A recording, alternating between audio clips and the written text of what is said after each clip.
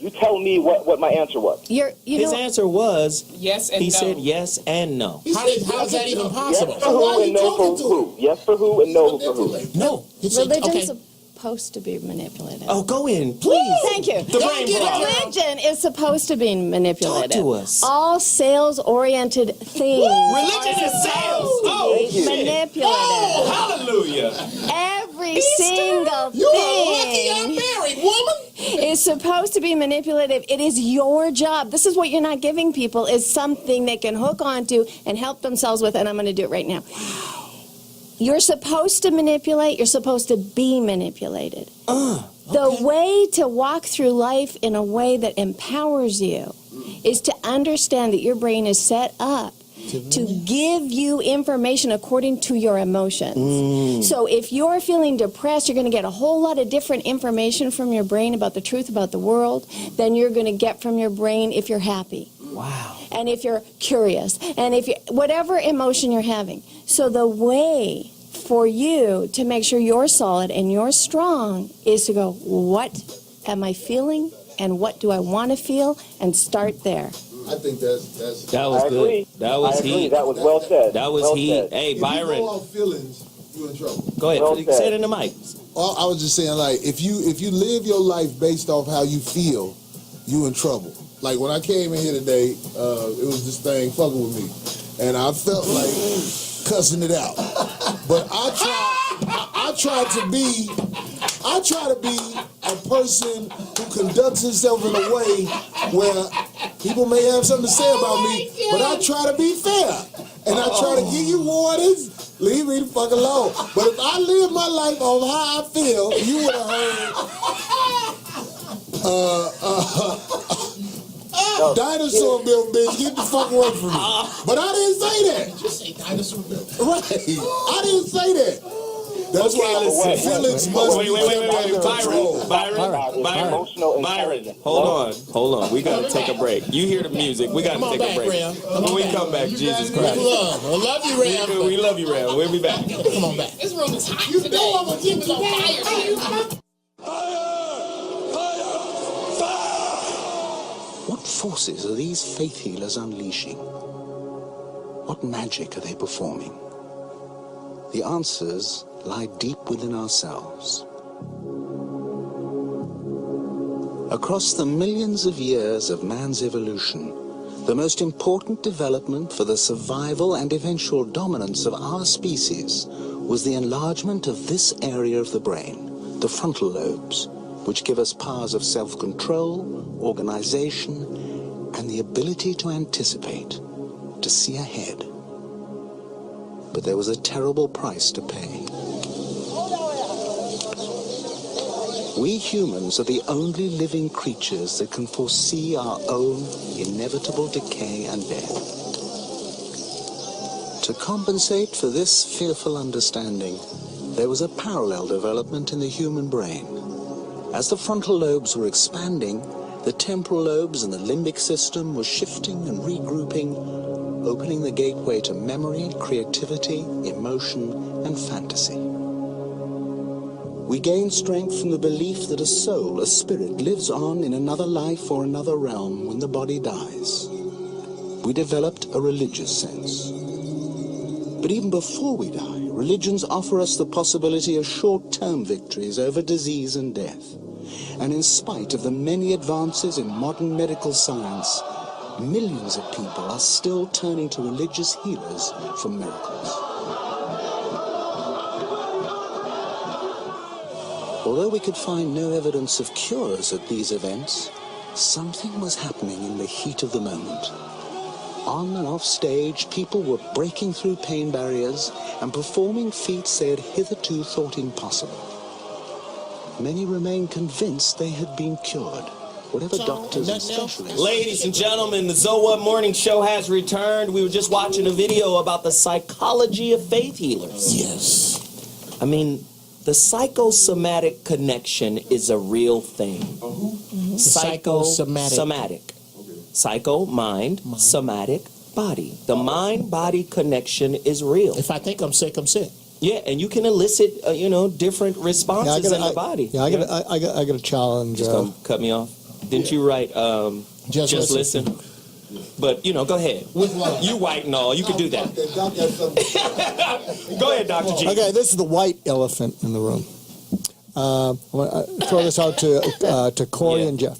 I think what the Reverend was trying to say, or challenge you, but he didn't get a chance, is do you think to have faith makes you a fool? Ooh. That you shouldn't have faith in anything that you can't see, that's not verified by reality, that it's just it's an expression of weakness. Do you think anyone who has faith is a fool? Can I get that? Yeah. No, I think that's real quick. When I was 9 years old, you were never 9. That's hilarious. We opened the refrigerator. There was nothing there but the light and a box of baking soda. My grandmama made us hold hands and pray. We stand in a circle. She started crying and praying, Lord, I don't know where I'm going to get it, but I need $200 to feed these kids. 20 minutes later, my Uncle Gerald, we haven't seen in years, standing in my grandmother's house with tears in his eyes. He said, 20 minutes ago, something made me drive here and told me to give you this. What do you think that this was? It was $200. I believe there is a God. Here's my problem with And that's when $200 meant something. And that's when you could do something with $200. Right here. Okay? My problem, my faith, is in what I have had come to me because I asked the Creator to bring it to me. What is the truth? A month later, I was standing in Egypt looking at Egyptian caves with Horus on them. And this is the same story. I asked somebody to evaluate it. That's the Jesus story. That's why I can't go that way. Can I say something? Okay, say it really quickly, because we have another guest on the line. We got rid of the Reverend. We bid him assalamu alaikum. Right. He gone. And now Corey. I mean, like, I think everybody, you know, faith, I'm not knocking anybody's faith, but I'm telling you, people show you who they are. When Jeff asked the man a question, he dodged the question, not because I feel like he was trying to do something wrong. It's just he didn't have the knowledge to answer the question. That's why I have so much respect for somebody who is a reverend preacher, whatever, like Farrakhan, because I've never seen him get caught up when somebody asks him a question. He answers the question every time, and his answers, for the most part, make sense. Yeah. But the people who are asking the question, they're just like, oh. They call him a lot of things. I've heard Farrakhan call a lot of things. I've never heard him call a liar. Hey, Well, really quickly. faith is faith when that's all you holding on to. Right. See, when people talk about they religious, Go you ahead, need to be Uncle religious when things are going well. Because God answers all prayers. Most of them is no. Wow. If you in that water when the Titanic sank, I don't care how much you went to church, it's like I'm about to float on this bitch head until the boat comes. All those religion go. God brought this bitch's head to me to keep me Thank you, afloat. Lord, for this bitch's big ass head. So really quickly, we have another guest on the line. Colin Christopher is a hypnotist, right? Has been in front of over 250,000 people throughout North America over the past 14 years and has shared stages with world-class speakers like Bob Proctor, Steve Steibold, and Brian Tracy.